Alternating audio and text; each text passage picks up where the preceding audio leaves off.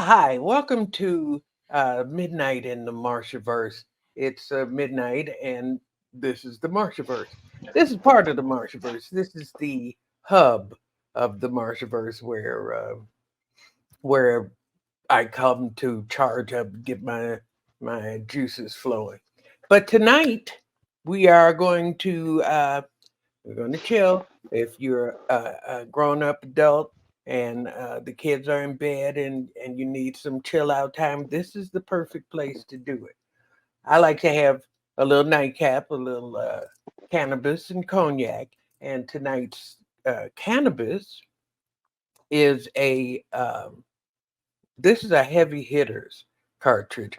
I don't know what the strain is because I just hit them and then put them in a bowl. And then whenever it's like potluck. I surprise myself every time. And this mod is Hamilton Company. I don't know what the name of the thing is. It ain't even coming on. And it's called the stiletto. Watch this. Ah, yeah. So right now it's heating up. And I'm gonna take my first hit. If you're an adult and you're into this sort of thing and want to join me, please do. If not, go make a sandwich, grilled cheese and some tomato soup. Whatever it is that turns you on, just chill. Yeah, baby. Okay. All right, let's get this party started. We are also having a little cognac, and tonight we're going to have some Douce or Doucey or whatever you want to call it, Jay Z's brand. Even though, according to Essence magazine, he has sold half of his investment in the company. He still maintains a healthy enough share to be a freaking billionaire. So here's to giving billionaires some of your money. Join me if you like. A little cannabis, a little cognac, and get this party started. Okay, it's Juneteenth. This the holiday where we celebrate not being told the war was over. Yay! Um, and really and truly, if you want to know the truth, it's still not over. It's still people fighting the Civil War. I was watching some documentary. I like to watch documentaries, history documentaries about the Klan and all that kind of stuff. And these people are still mad. At first, it's the Civil War, and then the Civil Rights Act. Anything with the word civil in it just pisses them off, and so they're ready to go to war if Trump don't win. And the only reason they like him is because he gives them permission to fight the Civil War again. And so it's just amazing how the privileged don't see their privilege, and they they they have this weird sense of what is that really ain't, and they're stuck in that and going crazy. I did a series about how black women are depicted in the media. The media is often the propaganda arm of white supremacy. It's one of them. Religion is another. We'll get into that at another time. As the world's leading theologian, I am qualified to discuss this. I have my degree from uh, the Warfield School of Comedy at MFU, which stands for Marsh Francine University. UMF works too. Anyway, I am I am the world's leading authority on Shiology, and so we can talk about how the goddesses and women should be in charge because men have fucked it up a lot. But anyway, As a propaganda arm of white supremacy, we're used to hearing about stereotypes of minorities and how they are depicted, but everybody in a story is a stereotype, a trope, is a made up. They're not real.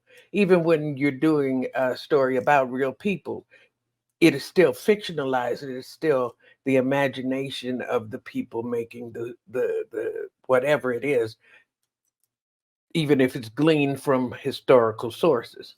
So in the movies, in TV, we know about the stereotypes of women, of black women, of uh, Mexican people, of Chinese people, but we don't think about the way they stereotype white men.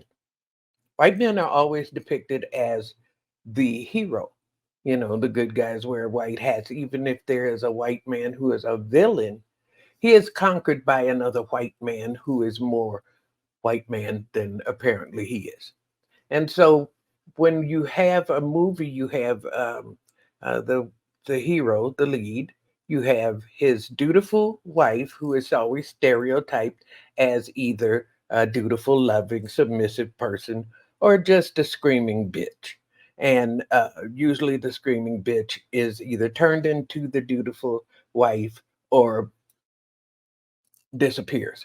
So you have that character and his best friend, and usually a lot of times it's a gunkle, you know, and nobody ever mentions that he's a lifelong bachelor or why. The kids are always well behaved, except when they're a little bratty, a little cranky, or whatever, but they disappear at the right times, and they're stereotypical little children. And there are the black people in the films, and they are always stereotyped as workers, servants, or pets, or both. Quite often, they're clueless, they're submissive, and happy to be in the service of the white people that they work with. Black women have always been characterized as either a mammy, the unattractive, uh, Gone with the Wind, Hattie McDaniel, love y'all so much, um, more than I love my family, and asexual, um, and like I said, just dedicated to the people who branded her and bred her and sold her children and beat her and won't let her go and do whatever she wants and use her the way they want to. She's happy to be there. Um, and Mammy is always asexual because when you have a woman in living in your home, if she is attractive, there's always the speculation that you might be intimate with her, which was most often the case in reality. In reality, mammies were often young, nubile, attractive women.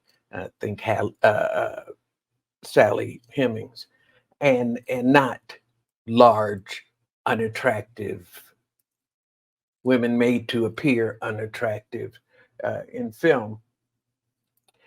That was not the reality, and so uh, this character has become beloved to America uh, because she is a mother figure, and she caused people all kind of pain when they took her off the pancake box. Uh, People still mad about that. You can't even give up a fake mammy. So, but mammy is always the dutiful mother figure. And then there's uh, this sexy young Jezebel. Jezebels aren't always black, but black Jezebels are generally mixed race and have a tad more freedom. They often are in service of gentlemen, and they are also available at all times sexually, so that the burden for taking her is not on the man who takes her, but on her, she wants it. She's always ready for it, and she's, you know, independent, and you can't tame her and marry her and all that kind of stuff. Then there's the Sapphire. She came about in the 50s and 60s. She was given voice by Sapphire on the Amos and Andy show when she was mocked because she was such a threat. The angry black woman has been described as somebody who can emasculate men with a look. This is a fear that is totally unreasonable, but it's like the fear of vaginas with teeth. What is it about women that has you so terrified that you would make up these kinds of irrational fears and then act like it's true? And so this idea that black women have the power to emasculate men of any gender with a look it fascinates me because emasculation generally requires surgery, and so if she can do all of that just by going, then you got bigger problems. Okay. And so we have these kind of images from the images we've been given, and we are comfortable with them. We expect them and we believe them. In the 40s, there was a movie called Mr. Blandings Builds His Dream House, starring Cary Grant. And it's all about this hapless, all American British guy who just can't get it together, is always, losing his job and whatnot. But he dreams of moving to the suburbs and raising his family leisurely. Can't get it done. He finds the house, still can't get it done. And at the near the end of the movie, it's like, okay, all is lost. We're not going to get it. Uh, this is the end of my dream. And I think we have a clip. Can we show it? Now, as we see, Gussie saves the day. Her intellectual property, she came up with the slogan that makes Mr. Blanding's dream come true. And he gratefully tells his wife to give her $10 week, whatever, while he rakes in millions, enough to buy his dream house, have his kids running around in there and his friends over, and Gussie still in the background working for him for that extra $10 for her idea. And nobody will say anything about that unless you point it out because it is so normalized how we expect to see certain people and where their place. We live in a time where people are not staying in their place. And this is causing everybody a whole lot of trouble. Well, not the people who aren't staying in their place. Black women, especially, are not staying in our place. We have really internalized the sapphire spirit, and we ain't doing that. And sapphire spirit is the one that has black women who's starting to speak up in the 50s and 60s, starting to speak out, starting to raise their voices to have opinions, to argue, to demand change. And those women represent a threat to the people whose own personal self worth is based on you staying in your place. And we have police forces, we have whole societies, whole systems, school systems designed to keep certain people in their certain places. Well, that's not working anymore. And people are saying, if you ain't eating ham, you ain't eating wham, and you ain't using my idea unless you give me some money. This is turning everything around. And when you really think about what's causing all the trouble and the division in the country, that's pretty much it. you ain't staying in your place. And it's just hard for people to realize that they can't persuade you to do that. The only way to do that is the only way it's always been done, and that's by force and coercion and trickery. And that's the time we're in now, where women have to go back to their place. Black people have to go back to their place. Immigrants go back to their place. Everybody has to do the job that has been designated for them at birth.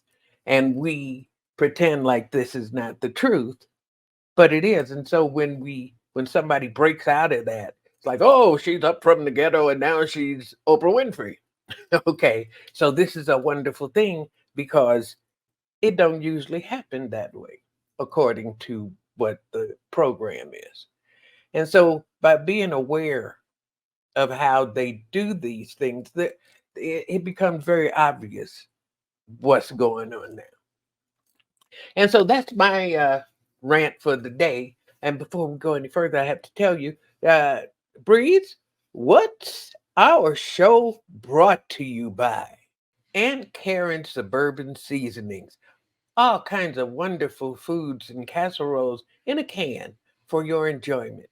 And just in time for Juneteenth, Aunt Karen and her parent company, the White Food Company, introduces her new line of Negro seasonings, dishes for any occasion. Tastes just like a big black woman made you a plantation style meal inspired by her ancestors and yours. What better way to celebrate the nation's history of keeping black people enslaved than White Aunt Karen's Negro seasoned chicken and watermelon souffle? Another all American meal from our friends at Aunt Karen. I know you like that. Anyway, run out and get you some Aunt Karen's because the food is not really tasty, but it's bland. So I think it's time to introduce my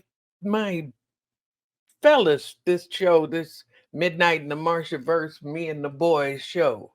These are my sons, Giggle and Swerve. No, that's not true. Giggle and Squirm are on Parliament's album. Anyway, my sons, my oldest son, and he's here. He's been working with me for the past almost 10 years at the opening and being a host on the shows and producing the book of Marsha. And so I'm happy to have him here. Yes, my oldest son, Stephen. Hey, Stephen, how you doing? Hi, Hey, is it how are really you? Stephen? It really is. Oh, How are you? hi. You're here this I'm time. actually Squirm. Oh, okay. Well, let me introduce Giggle, your brother, my Yes. baby boy, my problem child, my uncle upstairs. You know I love you madly. He's was been with me just as long, only now he's with Lunel, so I have to share him. That's his work mama. Anyway, I'm here. I'm his weed mama, I guess, and pot Marshcast mama, and he's here right now, just sucking on a long brown thing. Ladies and gentlemen, say hello to my baby boy, Skillz Hudson. I, that the I just the last part, but I'm sucking on the brown You thing were again. Here sucking he on a is. long brown thing. And Hold it up. Hold it doo-doo-doo-doo-doo. up. But I'm just saying, Hold it up. Okay. You sucking on a long brown thing. Don't try to make a lie out of me just because you're embarrassed. I was Anyway, pulling on. Oh yeah, that's gonna make it sound even better. no. I'm so glad you're both here. So you Thank heard you, my Mom. little rant. You heard, do you have any thing to say about the stereotypes and the depictions that you saw in that little clip and what I had to say about Yeah, All right. for one thing, it was very informative because it was, as you were saying it, it was stuff that like that you be like, dang, it's been embedded into our minds that I didn't even really notice. You know what I'm saying? And the messaging got through. I was because like each one you was naming from the Jezebel to the Sapphire and how they would be like to get their messages across, and then you showed that clip at the end where the where the dude he sit up there and he it seemed like he had hit a wall and his advertisement trying to find ideas, and then the mammy comes in with her positivity and energy and fixing food for the family and just saying something off the top of the dome, and dad steals the idea, like, wait a minute, make sure you give her $10 extra a week, and then you see the camera zoom out. I didn't even know they could zoom a camera out down back then like that. That zoom out was nice. And you see all the shit, people, the friends over the big house, and like, dang. And that's what those images are, what the conservatives miss. They miss those images because Just, as they're projected, they can believe they're true. And because this is the way all America is being shown. And so this is the way it's supposed to be. And if you live in your little subdivision and you have nice things and all that kind of stuff, it makes sense to you. If you are indoctrinated as a person who doesn't have those things, that still makes sense. Even when you see your own people being exploited on yeah, screen, that woman was exploited on screen, and nobody, as a rule, felt victimized or offended. It was like, well, that's just her lot in life. Of course, her ideas belong to him, especially since she don't know what she's saying. And that's how she had to say it.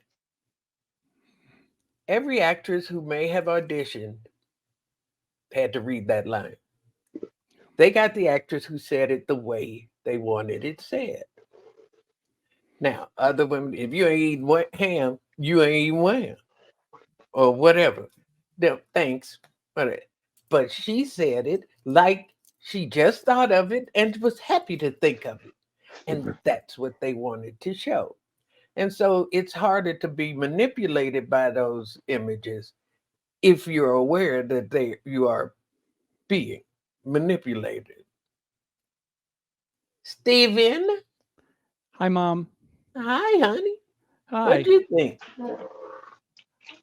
Well, I have to tell you that knowing the points you were making, I was suddenly reminded of a fairly recent movie called The Help that when I saw it in the movie theater, I didn't like it. I didn't like it, and I felt like but I couldn't put my finger on it, to be really honest with you. And but I was not comfortable, and I just kept that to myself for a while because everybody was like, "The Help, the Help, the Help," and boy, I didn't like it. And so hearing you talk about what you're talking about now, as far as the media, the movies being the arm of the white supremacist, I mean, to me, The Help is a great example of that hasn't gone away. Blaringly, it's a blaring example. And I looked up what Viola Davis thought of that movie, and she had some choice things to say about it. She called it a racist cesspool, and that she regrets being on that movie. So I think your points are really well taken. Well, thank you. Thank you so much, voice of God. You're preaching to the choir. I had a whole bunch of mixed emotions watching that thing. I I remember I used to watch a lot of documentaries about Black films back in the day and how we were represented. And the one thing that always stuck true was, like, say, for example, when Step and Fetch It were at their height of fame, Black people knew that that wasn't us. We just knew that whoever were doing it to make a living. And it kind of always stuck with me because I think that goes on now. Because there's still particularly in the hip hop arena, it's a lot of cooning. It's a lot of cooning going on. But I think the majority, or a lot of Black people, not the majority of Black people, look at it and go like, we get it. You know, you're trying to make money, and white folks are clearly they'll pay to see you with the tail. But that's not me. Like, that's not me. And I think that's where the conundrum is, because at one point we do need to come together, because that's sort of what's representing all of us. And we're in a different world now that we can make those statements, and it can have a little bit more impact than they did back in the early days of cinema. But totally preaching to the choir. I don't think that everybody liked it then. I don't think that everybody excused people for performing in certain ways because you were just making money. I think that's the story that is comfortable to promote. That's the narrative that is comfortable. But there's evidence that many people fought back against that. Many people refused to do this. Is why you don't know their names. Many people saw these kinds of things as selling out at the time. Butterfly McQueen famously regretted playing those roles. She said she didn't mind doing it the first time, but then when that was all she kept getting.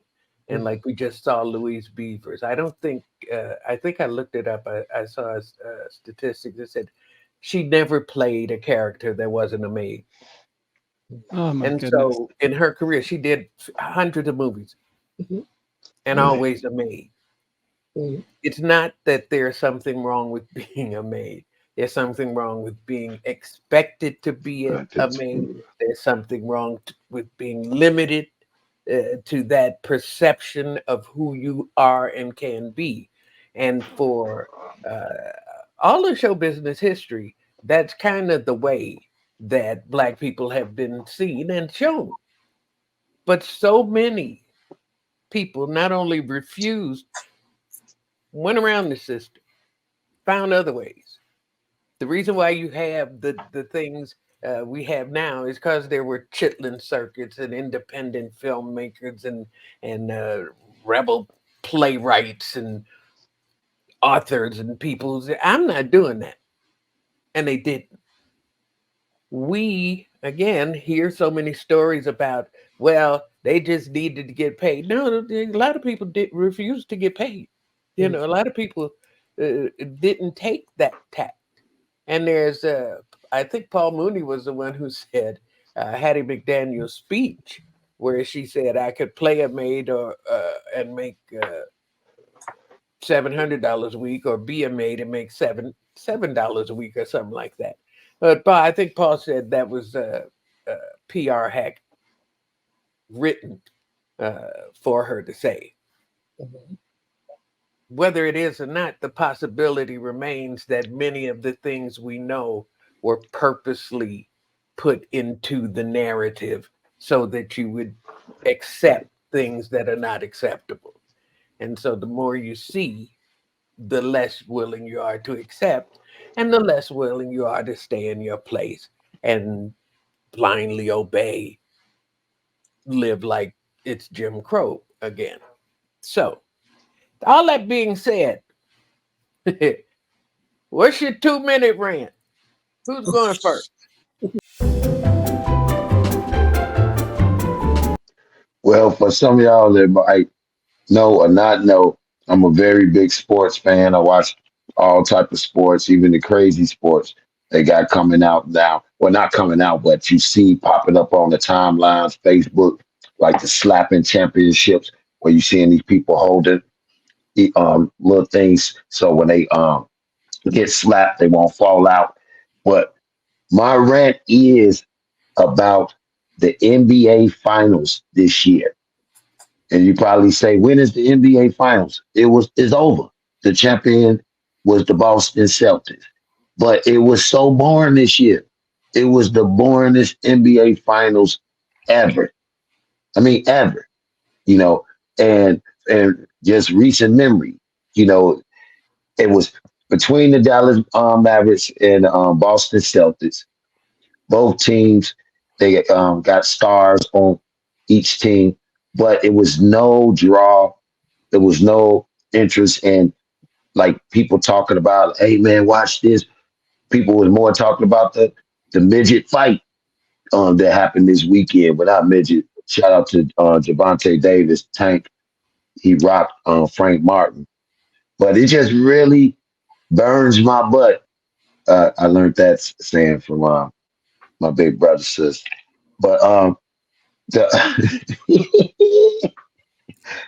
well, it really burns my butt that it was just so boring because each year, even if my team and my team hasn't, shout out to Chicago Bulls, haven't been in the finals in years, over 15 years.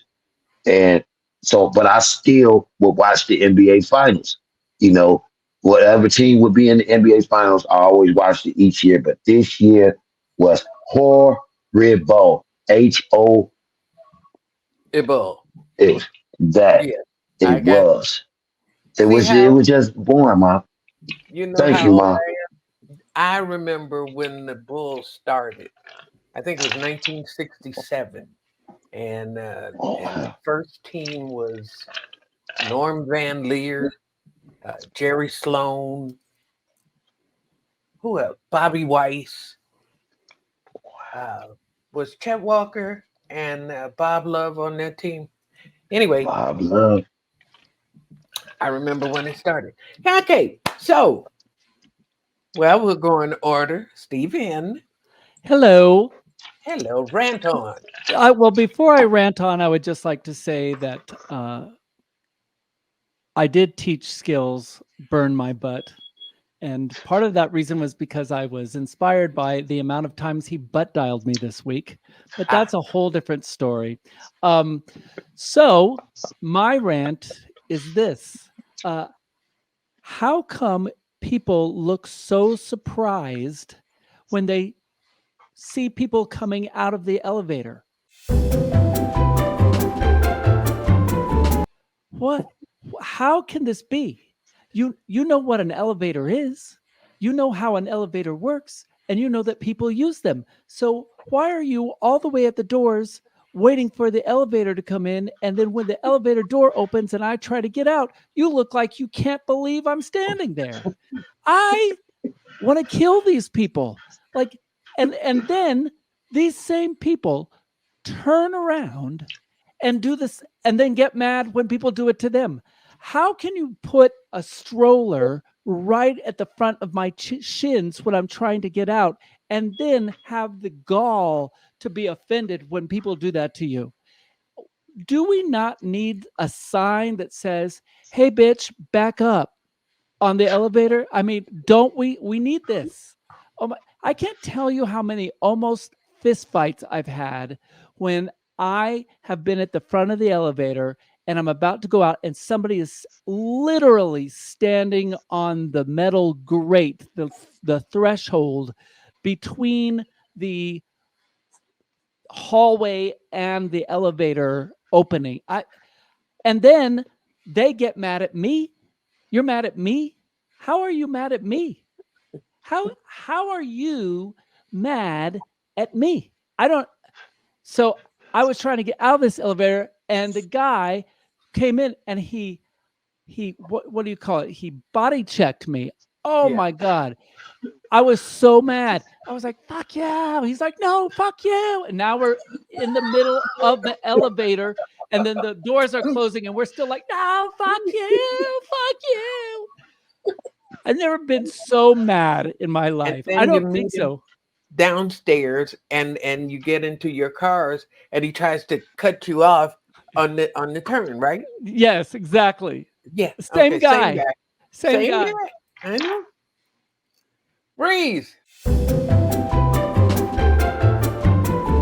I do not like it. Like on, it usually happens on singing shows or singing competitions when it's usually a really, really, really like a young white girl, maybe teens or preteens, and she has a very distinctive voice that is almost reminiscent of a jazz singer. And it just always annoys me when they're like, she sounds just like an old black lady. It annoys me because I'm like, you know who else sounds like an old black lady? Old black ladies. Like there's still like so many other artists out there. Like why? And I remember there was this one news thread or blog was younger, and I can't deny the talent. This young white girl had this very distinctive voice, and everybody was saying how she sounded exactly like Nina Simone. And I remember one of the comments was like, "Wow, I guess this Nina woman is jealous that this little girl is taking over her place." And it's because the kids don't know the history, and it's just the whitewashing that annoys me. Yeah. And like as a screenwriter, I'm bumping my head into that all the time of my work being seen through this white gaze. And it just like as a person of color, as a person in several minorities, it's just like I would really like for you guys to like read my work and my experience and not have to go through the Charlize Theron filter. Despite the fact I love Charlize Theron, and I always said if I had an autobiography, I wanted her to play me because I thought that'd be kind of funny. But it really annoys me the white gaze that goes on in the entertainment industry. And then, and I guess on the other flip side of that, not to get too into the Hollywood business, when we adopt the stereotypes ourselves in the hopes of it being funny, also irritates the shit out of me too. That's it. Then what about? Do you remember the Fifth Dimension? Yes. They were accused of doing the opposite, or doing the same thing of doing white music, and not doing soul black music. And does that equate? Is there a similarity there when you have? And I guess it also extends to Beyonce doing country. You know, are these spaces and these styles and these things, are they really proprietary racially or according to a group, or are they American things that we all are influenced by?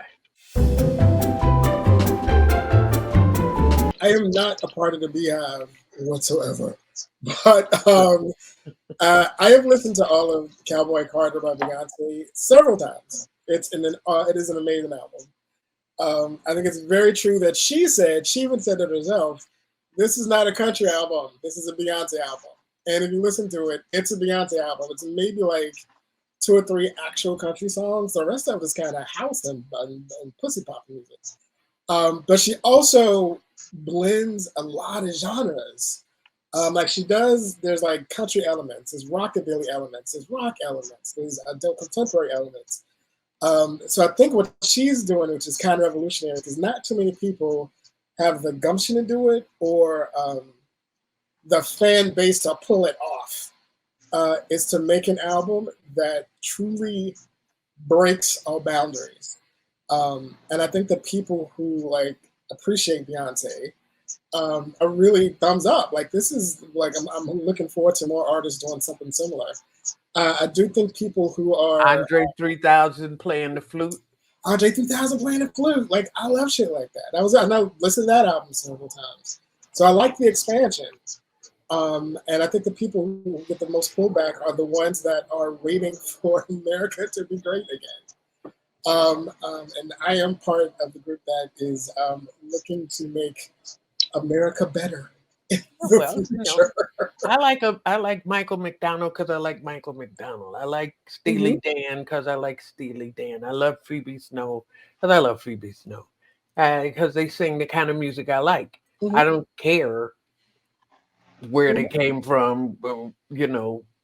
I don't care about that. They make the kind of music I like, and when there's uh, when it's okay for that. But that's the whole that's the whole thing about rock and roll, black music, whatever. From the beginning, black movies, people have always gravitated to it. I was watching the Ken Burns jazz uh, series, and of course, we know it was born in black people, but it was embraced by everybody. And a Mhm. lot of the influencers were not black. Mhm. They tried to claim it. Black people took it back, but still, they it was acknowledged that Louis Armstrong is like the granddaddy, and that before the Duke Ellingtons and all of the heroes and the blues and the rhythms and all that kind of stuff that came over uh, on slave ships and whatnot. When does it get to be not um, Eminem, Caitlin Clark coming into the black space and black audiences going into a white space? It's just people doing the thing they Yeah. do because it's the American thing to do.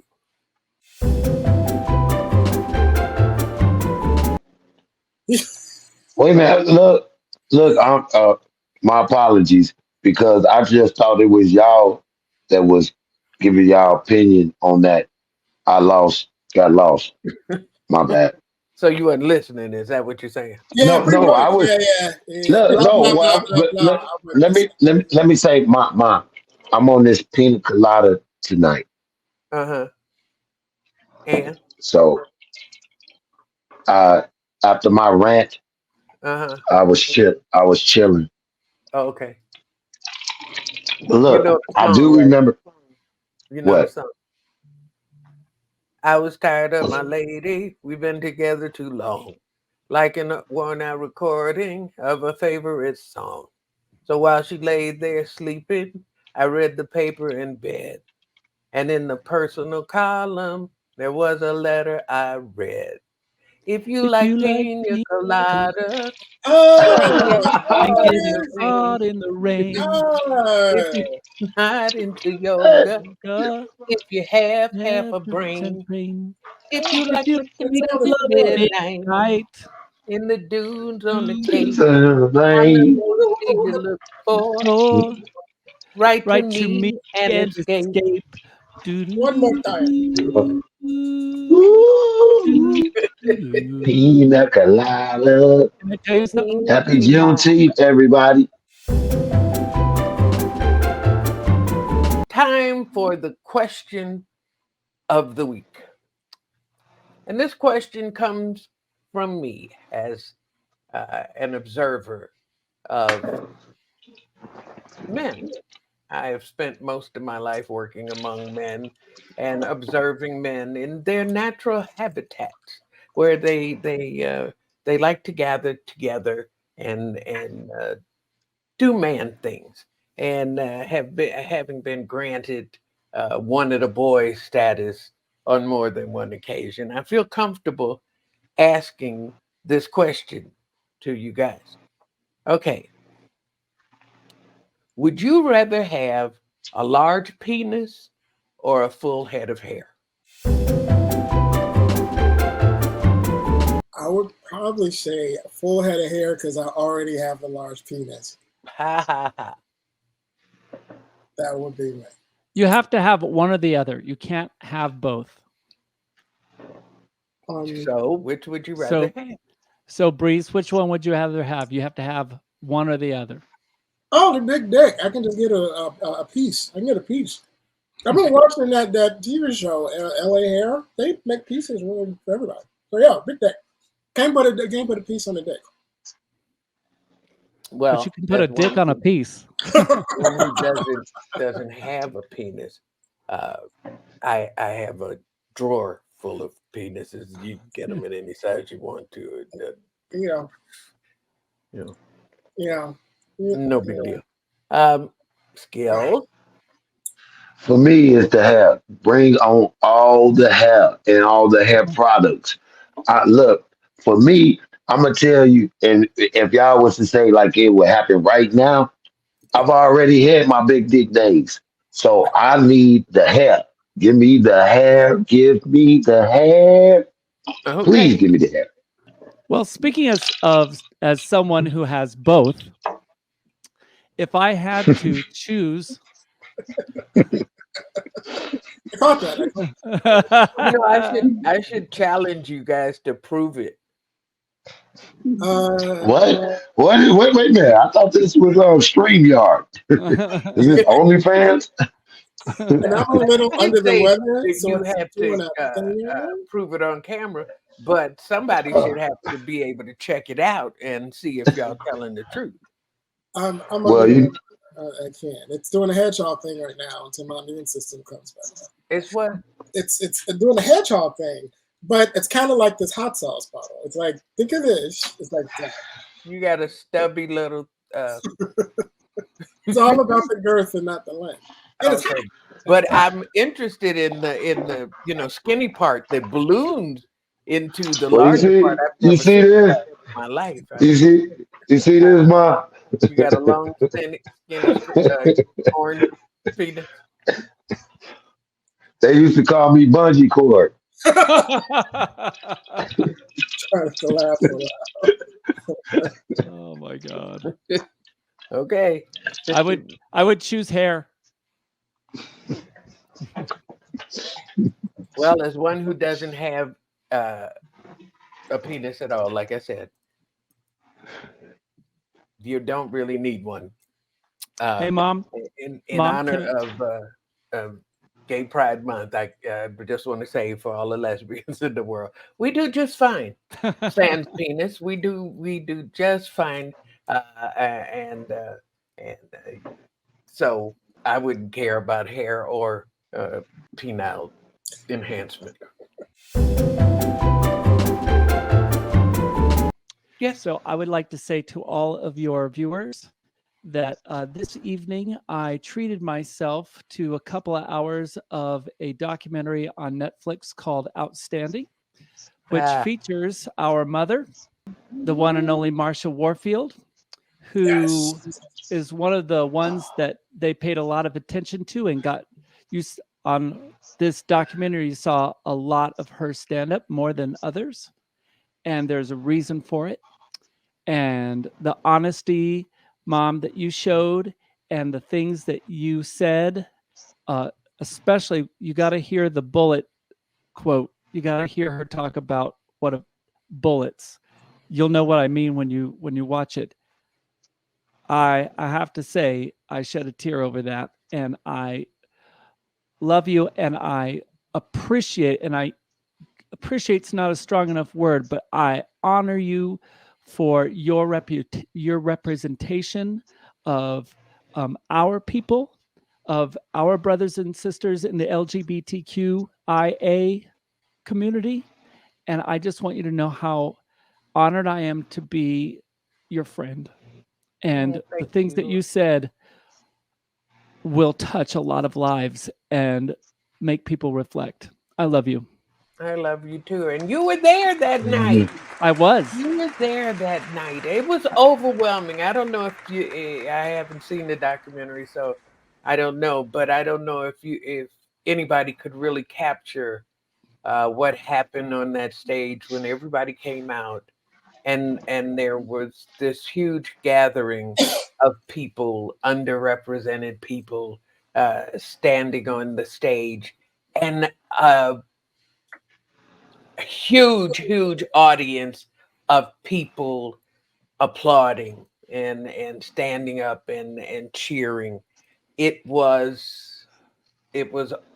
talk about overwhelming, bringing the tear to your eye. And I stood there and I looked around, and Wanda was standing next to me, and I looked at her, and she was like, it was so much to take in. And as one of the producers, I know that moment had to be just amazing you know, and I've told like Melissa Rausch and Night Court and other people to be able to come up with a concept in your head.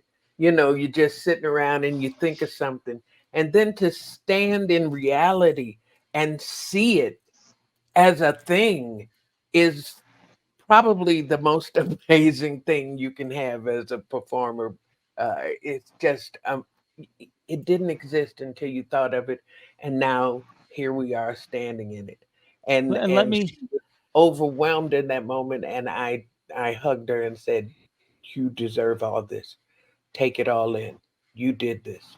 And Wanda has been such a friend to me in my comeback to the stage, not just as LGBT lesbian, but as a woman, as a black woman, as a friend, as a comedian, as a person.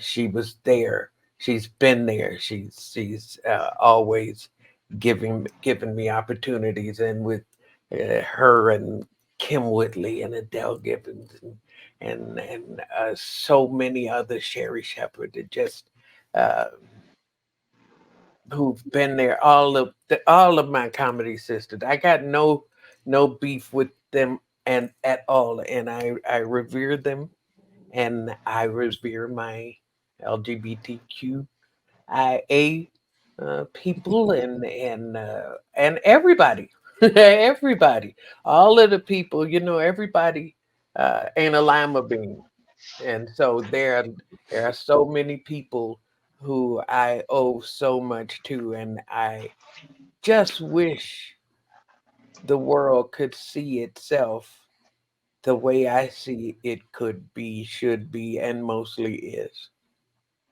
And if there's one thing I want to do in whatever time I have left on this planet, it's to show people that no matter what it is, how bad it seems, it ain't as bad as all that. We have the technology. We have everything we need to have everything we want. And so I appreciate you, Stephen, for saying that. And I appreciate you, Skills and Breeze, for thinking it and co signing it. Mhm. I love you guys and thank you guys for being here. And I hope that everybody who is chilling with us and watching, I hope you had a laugh and a little fun and get to have a good night's sleep and wake up tomorrow in a better day. I love you. Thank you. Good night. Later, people. All right, Bye let's bye. end the recording. You got to leave that bye bye in. Bye bye.